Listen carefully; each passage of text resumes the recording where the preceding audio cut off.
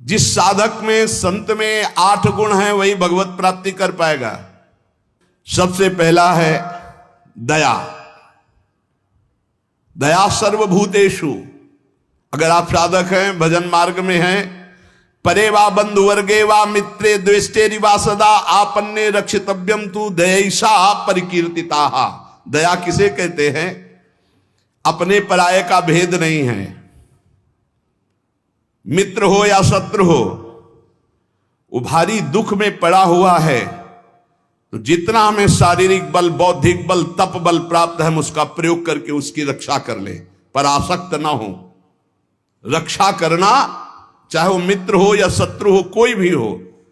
साधुता का हृदय, भक्त का हृदय कैसा होता है? परे वा बंधु वर्गे वा मित्रे द्वेष्टे वा सदा। वो पराया है, अपना ये भेद तो होता नहीं इस भगवत मार्ग के पथिक में। मित्र है या शत्रु है, अगर वो विपत्ति में फंसा हुआ है तो शरीर बल, तप बल, वाणी बल, हर बल के द्वारा हम उसकी रक्षा करेंगे, पर अपनापन नहीं करेंगे। जैसे मृग की रक्षा की पर अपनापन ममता कर लिया तो अगला जन्म मृग का बना। दया बिना साधु कसाई, और दया करी तो आफत आई। इसलिए दया बहुत संभाल के।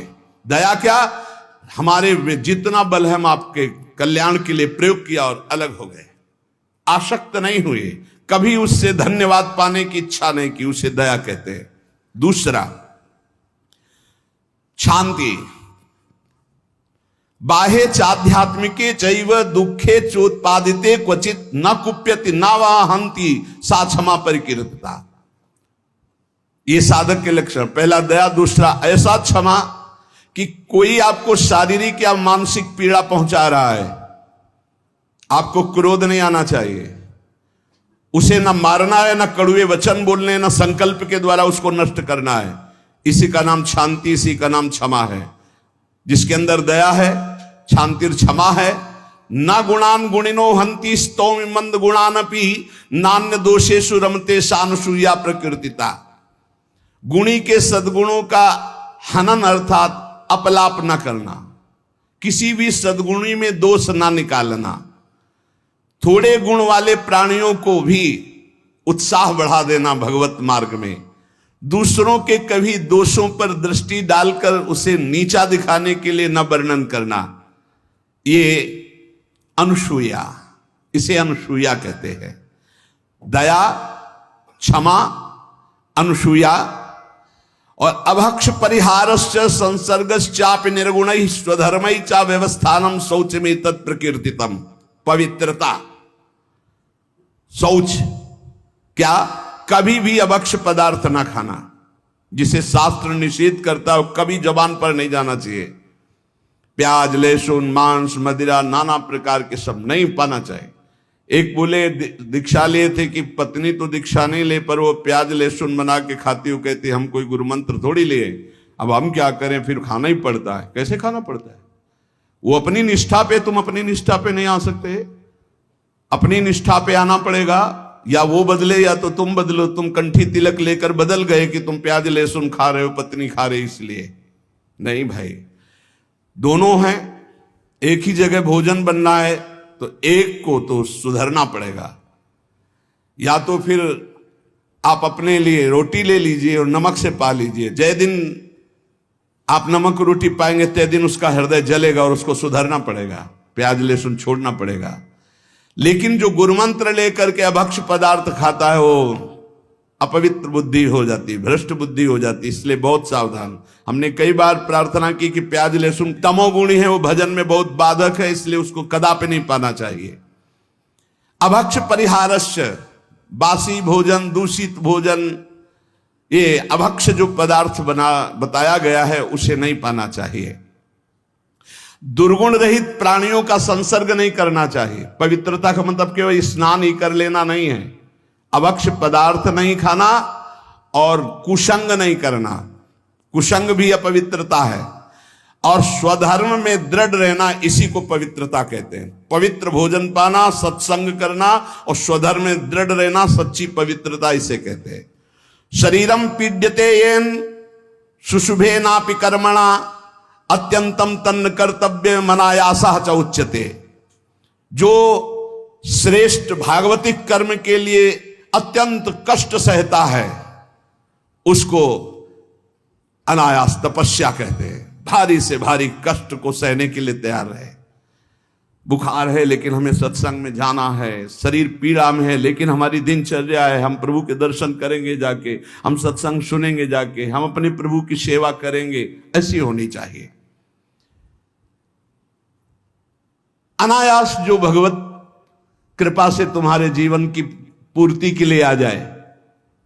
प्रयास, विरक्त को प्रयास नहीं करना चाहिए, विरक्त को व्यापार नहीं करना चाहिए। विरक्त जो चाहे अनायासम शरीरम पीड्यते येन सुशुभे नापि कर्मणा अत्यंतम तन्न कर्तव्य मनायासा च उच्यते। किसी भी तरह विरक्त भाव वाले को, गृहस्थ को मेहनत करके कमा के अपने पर शरीर का पोषण, और विरक्त को अनायासम आकाश वृत्ति या मधुकर वृत्ति, ऐसे भाव से व्यापार आदि करके बुद्धि भ्रष्ट हो जाएगी, हरि और गुरु से विपरीत बुद्धि चली जाएगी। अरे भाई तुम कितना कमा सकते हो, देनहार कोई और है देत रहते दिन रैन, लोग भरम मुंह पे करे तासो नीचे नयन। अरे वो लक्ष्मीपति जैसे, अरे जो चाहिए नहीं हो हमारे को क्या, हम तो हमें प्रभु चाहिए, फिर कैसे। बहुत सावधान, बहुत सावधान। कभी कभी गुरुजन संकोच करते हैं तो इशारा उनका समझना चाहिए, और जब वो प्रकट कह दे तो भूल जाओ। अगर कदम उसी मार्ग पर रखोगे तो बहुत दूर निकल जाओगे, बहुत फिसल जाओगे। अनंत जन्मों के बाद अवसर मिला है माया से मुक्त होने के लिए। प्रशस्ताचरणम नित्य म प्रशस्ति विसर्जनम एतद्य मंगलम प्रोक्तम मुनिभिस्तत्वदर्शिभी। सदैव गुरुदेव के उपदेश और शास्त्र सम्मत कर्म करना चाहिए, कोई भी अशुभ कर्म नहीं करना चाहिए। तत्वदर्शी मुनियों द्वारा बताए हुए मार्ग से सदैव मंगल होता है, इसे मंगल कहते हैं। स्तोकादपि प्रदातव्य मदीने नान्तरात्मना अहन्यानि यत्किंच कार्पण्यम ही तत्स्मृतम। अगर थोड़ी वस्तु मिली तो प्रसन्न रहो, अधिक मिली है तो प्रसन्न रहो, किसी भी स्थिति में असंतुष्ट मत रहो। प्रसन्नता ही सबसे बड़ी उपलब्धि है। संतुष्टायन केनवा, हर स्थिति में प्रसन्न रहना सीखो। मंगलम और अकारपण्यम और अस्पृहा यथालाभे न संतोषा कर्तव्यो हृथ वस्तुना परस्याचिंतित्वार्थम सा स्पृहा परिकीर्तिता। कभी दूसरे से इच्छा मत करो, कभी दूसरे के वैभव की याचना मत करो। जब प्रभु को आपको देना होगा तो बिना मांगे दे देंगे। संतोष धन धारण करो, अस्पृहा। ये जिसमें होते हैं उसे भगवत प्राप्ति होती है। पहला है दया, दूसरा है क्षमा, फिर तीसरा है अनुसूया, चौथा है शौच पवित्रता, फिर अनायास जीवन की पूर्ति, और मंगल कार्पण्य और स्पृहा रहे। ये दीनता नहीं होनी चाहिए भोगों के लिए, किसी से इच्छा नहीं होनी, और निरंतर भगवत चिंतन। अब कह रहे हैं कि ये 10 बातें भगवत मार्ग के पथिक को त्याग देनी चाहिए। पर द्रव्येष्वभिध्यानम,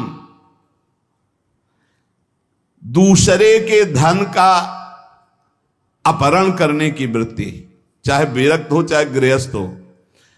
पर द्रव्येष्वभिध्यानम मनसानिष्ट चिंतनम, जो मन से भी दूसरे के धन का चिंतन करने लगता है तो खुद उसका अनिष्ट शुरू हो जाता है।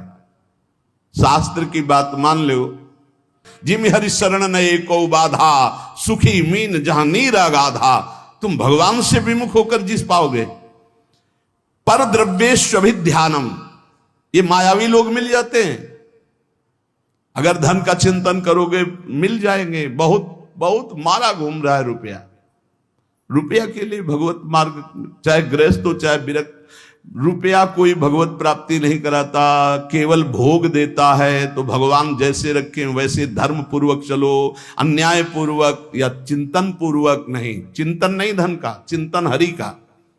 मनसानिष्ट चिंतनम, चिंतन करोगे तुम्हारा अनिष्ट कर देगा रुपया। ये संसारी पुरुष नहीं समझ, रात दिन उसी की चिंतन करते हैं, तभी डिप्रेशन में पहुंच जाते हैं। नाना प्रकार की कुभावनाएं प्रकट होने लगती है। जिसको इस जन्म में परमानंद की अनुभूति करनी है उसको